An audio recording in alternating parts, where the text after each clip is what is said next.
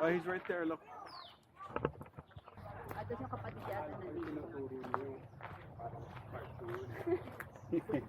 Shit, boy pala yun. Akala ko parang namatay sa palpin. Ito yung nanay yata. So binigyan tayo ng personal. Okay na. Hindi kasi wala yung pupunta kami.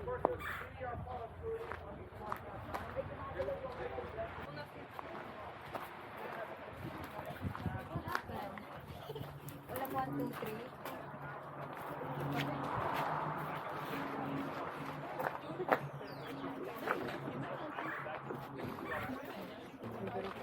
Yun, ang tamad niyo.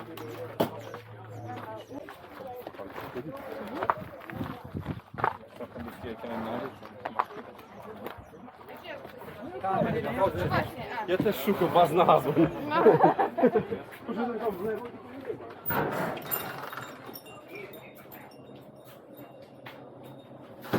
Okay, so if this could be 15, it's going to have to be a big Alrighty.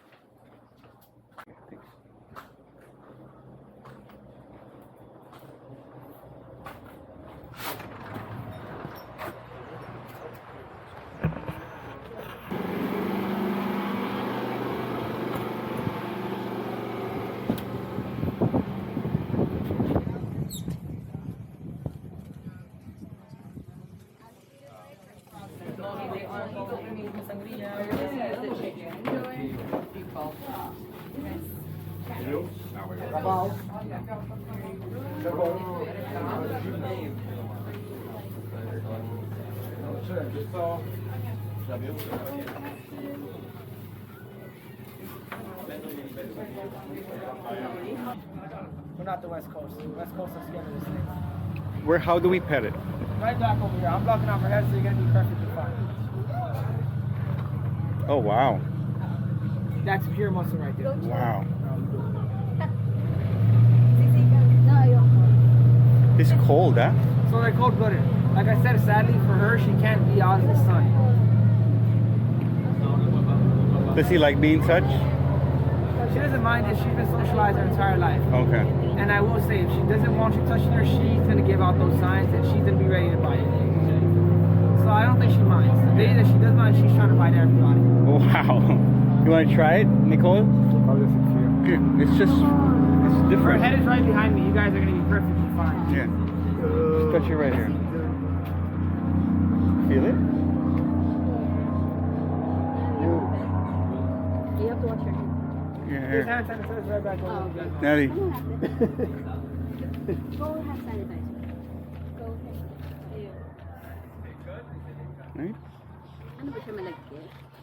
Cool. You Thank guys you. can follow me down this way. I'll show you guys one more thing. Nelly.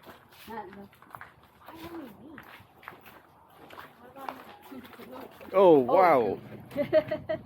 That's It's a baby one. it's a baby So croc. first, this is a baby for the parents, full grown adult. So this right here is Chanel. Chanel is a 3-year-old American alligator.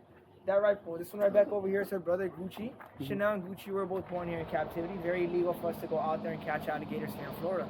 If you guys look right back over there, there's 2 alligators. Big one, his name is Jojo. He's a male. Smaller one, her name is Gigi. She is a female. That is actually Chanel and Gucci's parents. Jojo is also born here. His father's right back over there in that mud hole.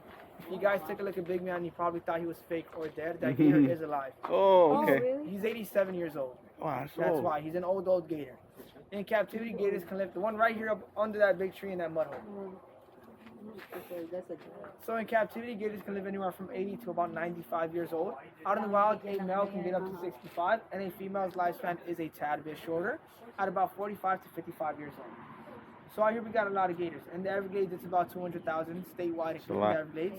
It's a little bit over 1.4 million. Regardless of those numbers, their survival rate is very low. So Miss Chanel here, she'll get mature around 7, 8 years old. When she does, she'll be able to lay anywhere from 30 to 40 eggs. The older they get, the more they can lay. When she lays those 30 to 40 eggs, only about 3 or 4 of those babies will actually survive and make it to adulthood. Everything else will get picked off by fish, birds, snakes. Their biggest threat is other alligators. Cannibalism is a thing for them, and they will eat each other. Oh wow. If I were to throw Chanel or Gucci right back over there with her parents, and right back there with Big Man and Mama, when I come back tomorrow, these gators will definitely go. Really? You guys have any questions? They eat their I'll be own? with you guys in a couple minutes. Can I zoom Yeah, in? they will- Can I yeah, zoom go in? ahead. He's not gonna bite, right? Well, I don't think so. look, it's moving. You guys want to pet her? How old is No. the one? 3 years old. 3 years That one is old. They go over out in the wild. Gators never stop growing. It takes them about 65 years to max out for a male at about 16 feet, and a female takes her about 45 to 50, and they max out about 9 to 10 feet, sometimes How 11. do we, where do I pet it? Just anywhere behind the little neck. You can grab her legs if you want, just no one Okay near her lang face siya because ka na. she tries Oo, bite. If it would be her brother, I don't let anybody pet her brother when I have him out. Style nila yun. Just because he bites. He's bitten me a couple times now. Okay. We don't want that.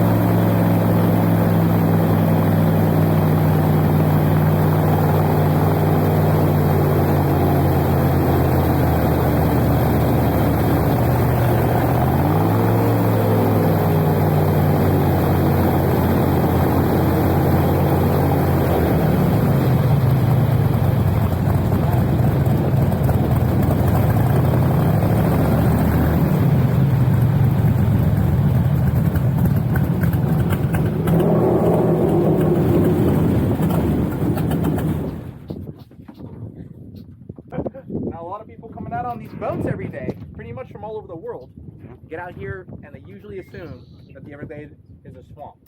And it does look really swampy out here, though. So I don't blame anyone for thinking that. But the reality is, the Everglades in a whole is a river, right? So all this water that we're looking at right now, it is flowing just very slowly from north to south, from Lake Okeechobee, that big lake in the center of Florida up there next to Disney World, all the way down to the Florida Bay, the very tip of Florida, where eventually all this fresh water we're looking at is going to let out into the ocean. And within that out here, or at least on the way out here, is how clear a lot of this top water is. This is about a third of Florida's drinking water and bath water, and of course it gets treated before we use it. But a lot of this water is actually naturally filtered as it makes its way down. Oh, wow. Not only through the grasses, but mostly that rock underneath us, that limestone. That's our bedrock here in Florida, and it's a very porous rock, so the water actually moves through the rock underneath us. The same way water kind of moves through your kitchen sponge at the house, and as it moves through that rock, it picks up a lot of that debris and sediment, and on the top usually comes this nice clear water that we're looking at now, so it's all because of those rocks that we have here. Now we're inside of what's called the freshwater slough, or the sawgrass prairie. This is the biggest ecosystem out of the 4 that we have that makes up the Everglades. So we got the freshwater slough, we got the hardwood hammocks, we got the rocky pineland, and we had the mangrove ecosystem. So those are the 4 that makes up the Everglades. And this is the biggest one that we're in right now, the slough.